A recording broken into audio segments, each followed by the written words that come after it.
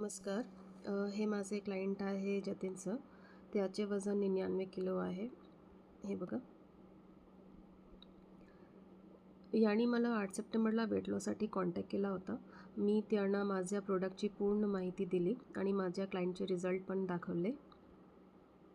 त्यांना काही डाऊट्स होते ते त्यांनी कॉलवर क्लिअर केले.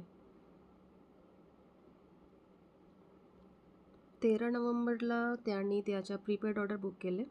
5700 प्रीपेड.